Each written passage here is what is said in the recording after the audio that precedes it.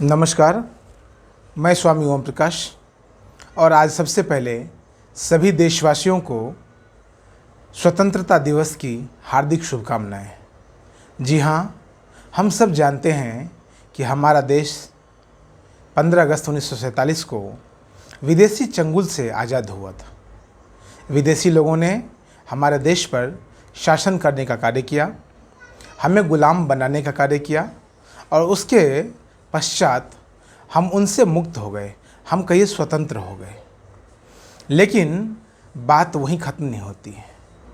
हम स्वतंत्र हो गए यह तो एक बात है, हम स्वाधीन कब तक हो पाएंगे यह दूसरी बात है। और मैं आज स्वतंत्रता दिवस के इस मौके पर स्वाधीनता की बात करना चाहता हूँ, आप सबों को कहना चाहता हूँ और साथ ही देश के शीर्ष नेतृत्व को भी कहना चाहता हूँ कि आदरणीय प्रधानमंत्री जी, आदरणीय नरेंद्र मोदी जी, हमारे देश में स्वतंत्रता को आए बहुत लंबा समय हो चुका है। हमारा देश 75वां स्वतंत्रता दिवस मना रहा है। बहुत अच्छी बात है, बहुत सुखद माहौल है, बहुत ही पावन अवसर है। लेकिन स्वाधीनता कब तक पूरी तरह से फलीभूत हो पाएगा, स्वाधीनता कब तक हम सब के जीवन में आ पाएगा? क्योंकि मैं उस स्वाधीनता की बात नहीं कर रहा हूँ, मैं राजनीतिक स्वाधीनता की बात नहीं कर रहा हूँ, मैं सामाजिक स्वाधीनता की, मैं तो इंडिविजुअल स्वाधीनता की बात करना चाहता हूँ। चूँकि हमारा समाज राजनीतिक तौर पर स्वतंत्र हो चुका है, हमारा समाज सामाजिक तौर पर, बाकी आर्थिक तौर पर, बाकी सभी तलों पर स्वतंत्र हो चुका है। तो अब निश्चित तौर पर समाज को स्वाधीन होने का भी पूरा हक होना चाहिए। यह मैं इसलिए कह रहा हूँ क्योंकि यदि आप पूर्ण मानवता को जन्म देना चाहते हैं, यदि आप किसी भी समाज या राष्ट्र या उसके व्यक्ति को, उसके नागरिक को पूर्णतः मुक्ति का मार्ग दिखाना चाहते हैं, तो सिर्फ स्वतंत्रता काफ़ी नहीं होगी। और इसीलिए मैं कहना चाहता हूँ कि स्वाधीनता भी जरूरी है, स्वाधीनता भी अनिवार्य होना चाहिए हम सभी भारतीय लोगों के जीवन में, सभी भारतीय नागरिक के जीवन में। और उसके लिए मेरा एक सुझाव है, मैं एक छोटा सा सुझाव देना चाहता हूँ कि स्वाधीनता को वास्तव में समझने के लिए आदरणीय प्रधानमंत्री जी, मैं आपसे बहुत विनम्र निवेदन करना चाहता हूँ कि एक जिस प्रकार योग से संबंधित मंत्रालय का गठन किया गया है, आयुष मंत्रालय का, उसी प्रकार मेडिटेशन से संबंधित एक मंत्रालय या एक इंडिविजुअल आयोग या एक ऑटोनोमस बॉडी बनाया जाए, ताकि देश में अधिक से अधिक लोगों को उस बॉडी के माध्यम, उस ऑटोनोमस बॉडी के माध्यम से, उस मंत्रालय के माध्यम से, उस आयोग के माध्यम से, उस विभाग के माध्यम से अधिक से अधिक लोगों को मेडिटेशन, ध्यान और समाधि के प्रयोग सिखाए जा सके। हम सब स्वतंत्र हैं, यह बहुत अच्छी बात है। मैं बार बार कहता हूँ, हमारी स्वतंत्रता बहुत आवश्यक है, अनिवार्य है कुछ भी करने के लिए। स्वतंत्रता तो पहला कदम है, लेकिन स्वतंत्रता पहला कदम है, उसके बाद और भी कदम है, और भी बहुत महत्वपूर्ण कदम हैं। और उन कदमों में सबसे जो महत्वपूर्ण कदम है, जो मुझे लगता है, वो यह है कि स्वाधीनता होना चाहिए, हम स्व के अधीन हो सके, स्वयं की सरकार के अधीन। यह बात तो ठीक है, राजनीतिक तौर पर, आर्थिक तौर पर स्वयं देश की कंपनियों के, जो देश हित में जो कंपनियां काम कर रही हैं, जो इसी देश के लोग हैं, उसके भीतर हम वो बात, वहाँ तक भी बात सच है, वहाँ तक भी बात मानने योग्य है, अपनाने योग्य है, सम्मान के योग्य है। लेकिन मैं स्वयं के अधीन की बात करता हूँ। स्वाधीन यानी स्वयं के अधीन। हर एक व्यक्ति राजनीतिक तौर पर बीजेपी या जो भी विशेष पार्टी है, जो विशेष नेतृत्व हैं, जो विशेष नेता हैं, उनके अधीन हो, यह तो ठीक है, यह एक प्रणाली है, संसदीय प्रणाली हो या राष्ट्रपति प्रणाली, जो भी प्रणाली, उस प्रणाली के तहत यह एक व्यवस्था है। उसी प्रकार से स्वाधीनता हर एक व्यक्ति के जीवन में, वैयक्तिक जीवन में अनिवार्य होना चाहिए। जब तक स्वाधीनता हर एक व्यक्ति के जीवन में अनिवार्य नहीं होगा, तब तक उस व्यक्ति का बाहरी विकास तो हो जाएगा, भीतरी विकास हो नहीं पाएगा। और यदि आप वास्तव में व्यक्ति का सर्वांगीण विकास चाहते हैं, आप परिपूर्ण विकास चाहते हैं, आप चाहते हैं कि देश में जो नागरिक हैं वो इस देश की तरक्की में अपना भी योगदान दे सकें, तो उस नागरिकों के जीवन में आपको भीतरी स्वतंत्रता देनी होगी। उसे मैं स्वाधीनता कहता हूँ। जो भीतरी स्वतंत्रता की बात मैं कहता हूँ, जो वैयक्तिक स्वतंत्रता की बात मैं कहता हूँ, उसे मैं स्वाधीनता कहता हूँ। और वह स्वाधीनता मिलना चाहिए, वह भी हर एक व्यक्ति का मौलिक अधिकार होना चाहिए, और है।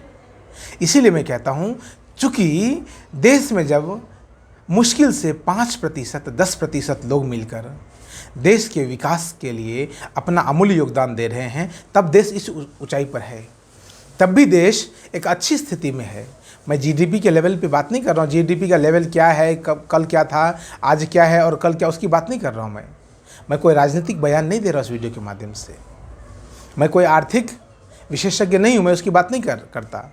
मैं जो कहना चाहता हूँ, मेरी भावना को समझा जाए। मैं यह कहना चाहता हूँ, जिस प्रकार से और भी अलग अलग प्रकार के मापदंड हैं, उन्हीं मापदंडों में व्यक्ति जैसे राजनीतिक तौर पर समाज में अपना एक कहीं ना कहीं अधिकार और कर्तव्य को लेकर जी रहा है, उसी प्रकार से व्यक्ति स्वयं को लेकर भी जी सके, स्वयं को भी समझ सके।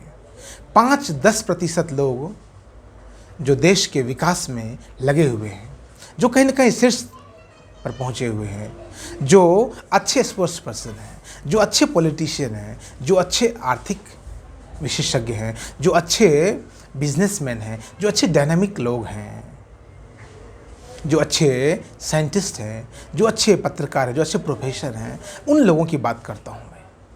वैसे लोग कितने हैं? उनकी संख्या बहुत कम है, नगण्य है। वैसे लोग यदि समाज को और इस पूरे देश को इस ऊंचाई पर लेकर आए हैं, तो जरा आप कल्पना कीजिए, देश का बहुसंख्यक, देश के अधिकतम लोग यदि उस ऊंचाई को छूने लग जाएं, तो देश किस स्थिति में हो सकता है? भारत विश्वगुरु फिर भारत के लिए बहुत छोटी सी बात रह जाएगी। मैं जिस भावना की बात, उस भावना को समझने का प्रयास किया जाए। मैं यह कहना चाहता हूँ कि हर एक व्यक्ति यदि स्वयं को जानेगा मेडिटेशन के माध्यम से, ध्यान और समाधि के माध्यम से, तो ज़्यादा अच्छे से स्वयं की परख हो पाएगी। उसको स्वयं को जानने के लिए, स्वयं को भीतर से जानने के लिए आपको ध्यान और समाधि का अनुभव अनिवार्य है। तभी आप स्वयं के भीतर क्या है उसको जान पाएंगे। ह्यूमन रिसोर्स एक सब्जेक्ट है एमबीए के भीतर, बीबीए के भीतर कोर्स, ह्यूमन रिसोर्स। हमारे भीतर कितना रिसोर्स भरा है पता है? बहुत कम लोगों को पता है। हमारा भारत यदि कभी भविष्य में कभी विश्वगुरु हो पाएगा, तो निश्चित तौर पर उसमें भारत के अधिक से अधिक लोगों का योगदान होगा। और हमारा भारत यदि भूतकाल में, मैंने अभी भविष्य की बात कही, अब मैं पीछे की बात कर रहा हूँ। हमारा भारत यदि कभी भूतकाल में, पीछे अतीत में कभी विश्वगुरु था, तो उसके पीछे भारत के अति महत्वपूर्ण प्रतिभाशाली व्यक्तियों का योगदान रहा। भारत कभी विश्वगुरु था तो उन महानतम व्यक्तियों की वजह से विश्वगुरु था। और वैसे महानतम व्यक्ति भारत की आत्मा में, भारत के डीएनए में है, भारत के जेनेटिक मेमोरी में है। और भारत की जेनेटिक मेमोरी अभी भी बहुत मजबूत है।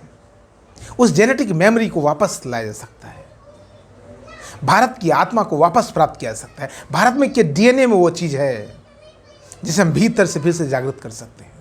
इसलिए मैं आदरणीय प्रधानमंत्री जी, आदरणीय नरेंद्र मोदी जी, मैं आपसे यह करबद्ध निवेदन करता हूँ कि एक ध्यान समाधि का अलग से एक व्यवस्था बनाया जाए। राष्ट्र के स्तर पर, पूरे देश के स्तर पर एक ऐसी बड़ी बॉडी का निर्माण किया जाए जिससे कि अधिक से अधिक लोग ध्यान और समाधि को जान सकें। जितने अधिक से अधिक लोग ध्यान और समाधि में डूब पाएंगे, उतने अधिक लोग प्रतिभाशाली हो पाएंगे। और जितनी मात्रा में प्रतिभाशाली लोग भारत प्रोड्यूस कर पाएगा, उत्पन्न कर पाएगा, जन्म दे पाएगा प्रतिभाशालियों को, भारत उतनी ज़्यादा उन्नति के रास्ते पर अग्रसर हो पाएगा। आप निश्चित तौर पर मेरे इस वीडियो से सहमत होते होंगे, ज़रूर होंगे। यदि आप विचार करेंगे तो मेरा उद्देश्य क्या है। जब भी भारत में, चाहे वो ओशो आए, महर्षि पतंजलि आए, महर्षि अरविंद आए, रमण आए, महर्षि महेश योगी आए, जितने तरह के साधु आए जिन्होंने ध्यान को प्रथम स्थान दिया, जिन्होंने ध्यान को प्राथमिकता दिया। भगवान शिव को देखिए, स्वयं समाधि में व्यस्त, स्वयं समाधि में समाधिस्थ हैं, और उनकी वजह से भारत उस ऊंचाई को छूता था। और मोदी जी, आप तो स्वयं एक साधक हैं, आप तो स्वयं एक साधक हैं। आपसे बेहतर कौन समझ सकता है। मुझे नहीं लगता कि आपसे बेहतर कोई नेता, राजनेता समझ सकता है इस बात को। आप जैसे साधक यदि नहीं कर पाए, यदि योग और ध्यान और समाधि की व्यवस्था नहीं बना पाए राष्ट्र स्तर पर, तो मुझे नहीं लगता कोई और बना पाएगा। पिछले 75 वर्षों में, स्वतंत्रता को प्राप्त किए हुए में लगभग 75 वर्ष हो गए हैं। पिछले 75 वर्षों में कभी उस पर ध्यान नहीं दिया गया, और अब भी यदि ध्यान न दिया जाएगा तो भारत का बहुत ज़्यादा नुकसान हो जाएगा। मैं आपसे बार बार निवेदन करता हूँ, आदरणीय नरेंद्र मोदी जी, आदरणीय प्रधानमंत्री जी, आपके प्रति बहुत प्रेम है, इस हृदय में आपके प्रति बहुत अपार प्रेम है। उस अपार प्रेम से भरकर आपसे निवेदन करता हूँ, एक ध्यान का मंदिर राष्ट्र स्तर पर, मंदिर मैं ये नहीं छोटे से मंदिर की बात नहीं कर रहा हूँ, ध्यान का मंदिर है, ध्यान का मंत्रालय, मेडिटेशन मंत्रालय, मेडिटेशन आयोग का जल्द से जल्द गठन किया जाए। आपके समक्ष ही हो सकता है, आपके सानिध्य में ही हो सकता है, आपकी मौजूदगी में ही हो सकता है, आपके कार्यकाल में ही हो सकता है। आपका भी उद्देश्य राष्ट्र की उन्नति है, मेरा भी उद्देश्य राष्ट्र की उन्नति है। आप भी साधु हैं और मैं भी साधु हूँ। आप भी जनमानस के विकास के लिए, आप इस जनमानस के 130, 140 करोड़, 150 करोड़ लोगों के जीवन के सर्वांगीण विकास के लिए कर्तव्य पथ पर आरूढ़ है, और मैं भी संपूर्ण जगत के कल्याण के लिए उस पथ पर आरूढ़ हूँ। तो मैं आपसे निवेदन करता हूँ, जल्द से जल्द एक मंत्रालय का गठन किया जाए और उनमें उन लोगों को शामिल किया जाए। आज श्री श्री रविशंकर ने जितना बड़ा मेडिटेशन का विभाग बना रखा है, जितना बड़ा एक सेंटर बना रखा है, सदगुरु जग्गी वासुदेव, स्वयं ओशो, महर्षि महेश योगी ने, देखिए सब ने बहुत बड़ा उपकार किया है इस देश पर। जितने भी लोगों ने ध्यान और समाधि को प्राथमिकता दिया, उन लोगों ने बड़ा उपकार किया है। आदरणीय मोदी जी, आदरणीय प्रधानमंत्री जी, मैं आपसे भी निवेदन करता हूँ, आप भी इस देश पर, इस जनमानस पर, इस मानवता पर एक उपकार करें और जल्द से जल्द ध्यान मेडिटेशन मंत्रालय का गठन करें। बहुत बहुत धन्यवाद, बहुत बहुत धन्यवाद, बहुत बहुत नमस्कार, बहुत बहुत साधुवाद।